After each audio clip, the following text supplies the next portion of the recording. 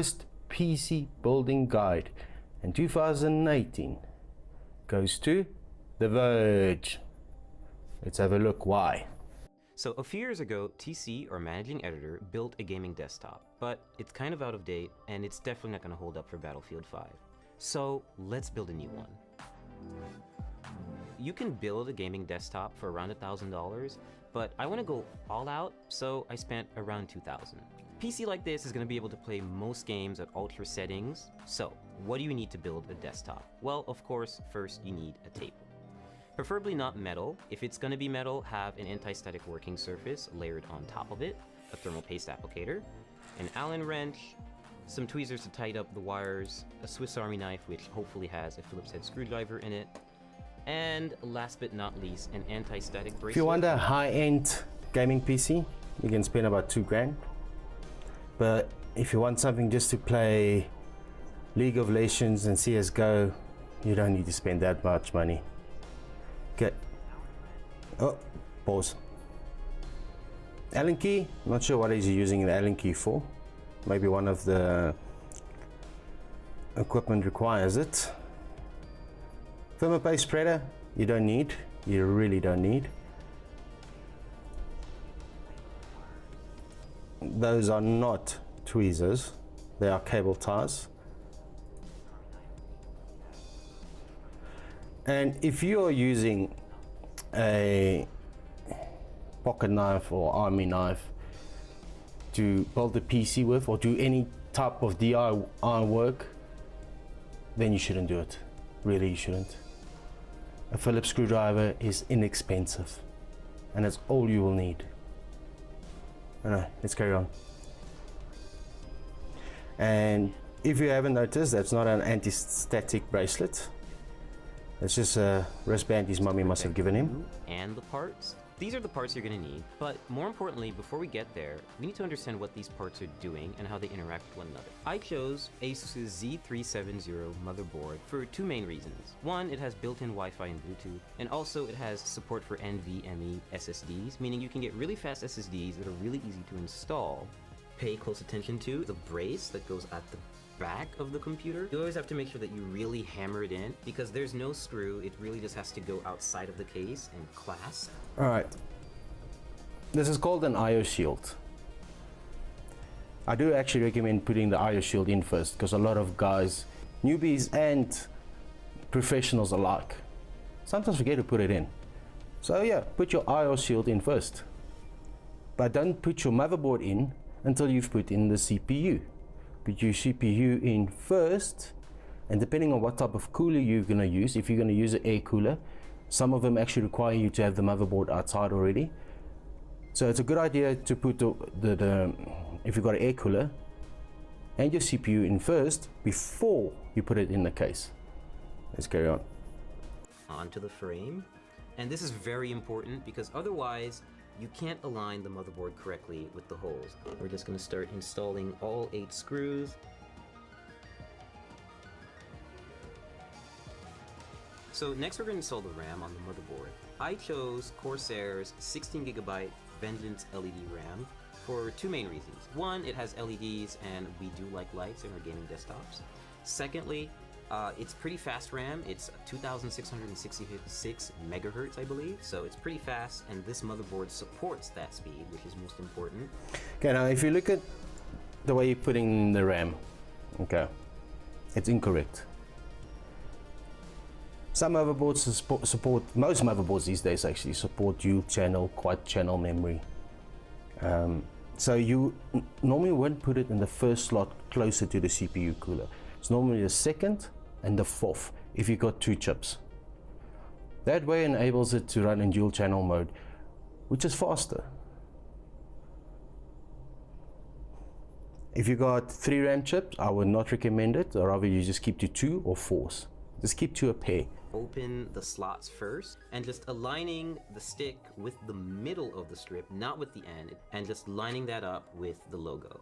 So once you hear that solid clasp and you don't see the gold connectors on the side anymore, That's when you know the RAM is in. Step 3, we're going to install the hard drive, or in this case, the NVMe SSD. I chose this format of solid state drive so that I could input it into the motherboard without having to worry about extra wires or putting it in a separate part of the case and just getting really messy.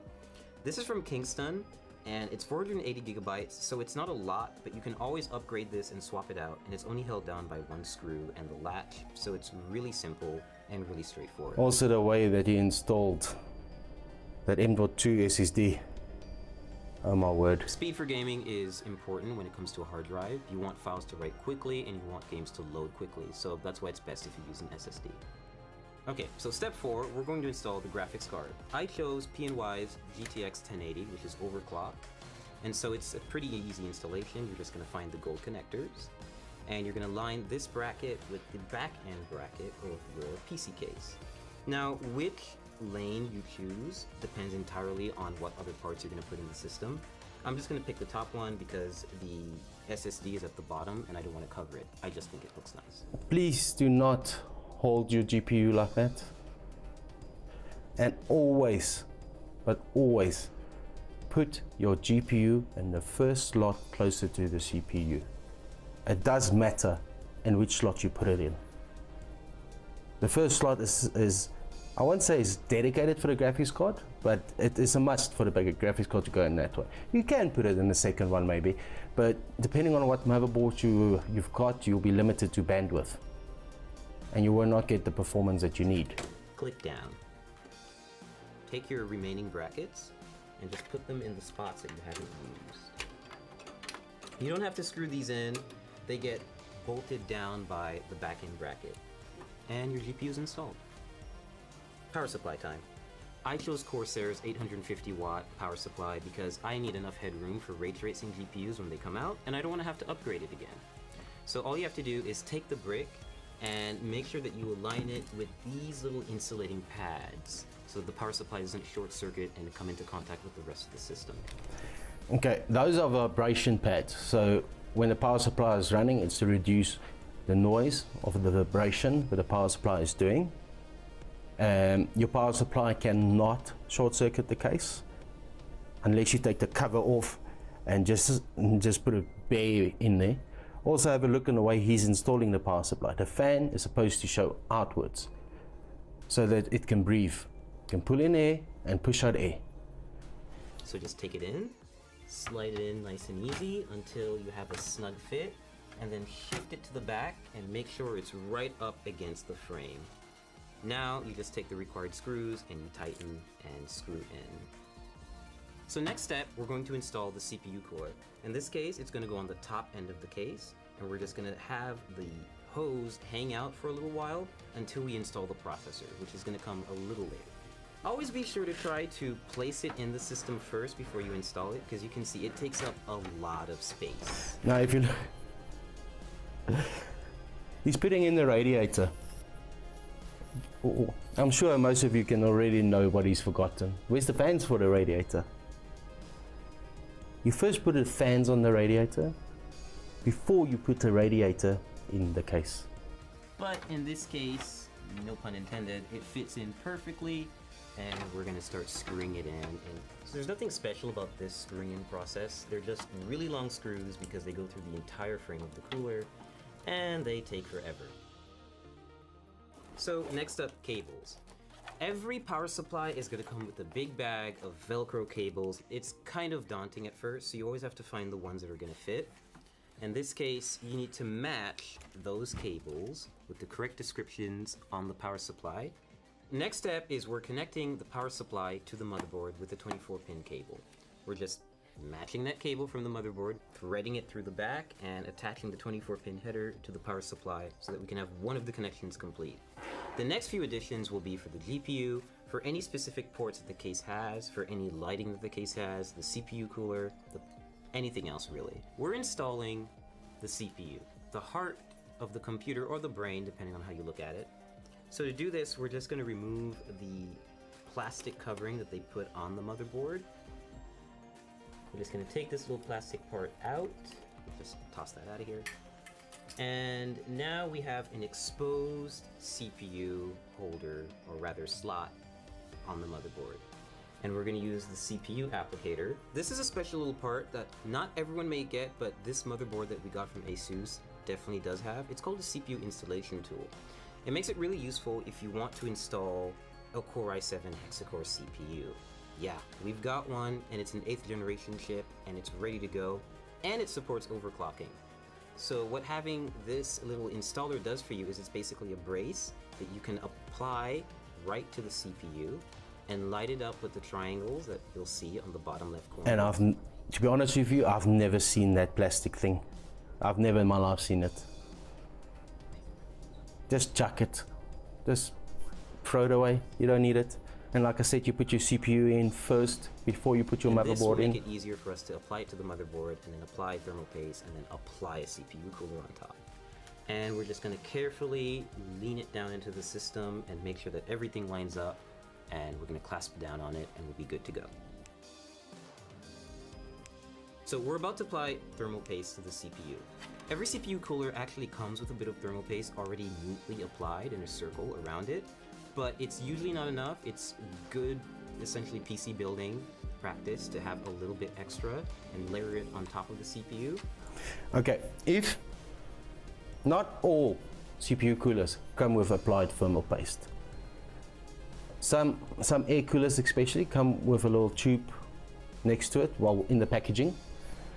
So you can choose to use that or use your own thermal paste. But I do recommend, if you want to use your own and your cooler came with applied thermal paste, to clean it off first with some rubbing alcohol. And too much is too much thermal paste. If you've ever put that thermal paste like the way he's done it, then you should stay away from PCs. My word. Just a pea size right in the middle. It's more than enough than you ever need. The final portion is to add the CPU cooler to the top end of the processor. So you're going to see that there are 4 brackets, or rather like screws in here with brackets and holders right here. And they're going to keep the cooler raised off the processor, but it's also going to be close enough to actually physically come in contact with it, like basically keep it cool. Take thumb screws like this and just screw them on. So now that our internals are done, we're going to put all the panels back on, which is the top glass, side glass, front glass, and of course the back panel where all this fun stuff is happening. So we fully built the PC. That just looks like it's a mess. It's just a mess. Especially in a case like that. It's a mess. The case has got more than adequate space on the back to pull the cables back and arrange it properly. Everything's put together and we got to the post screen. I love the way that he says at least they got to the post screen.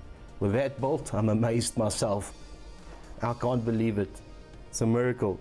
And I'm sure this guy's never ever built a PC before. This must be his first time. And by the looks of it, I don't think he's actually researched how to build PCs. I just think he dived into it. But they win the awards.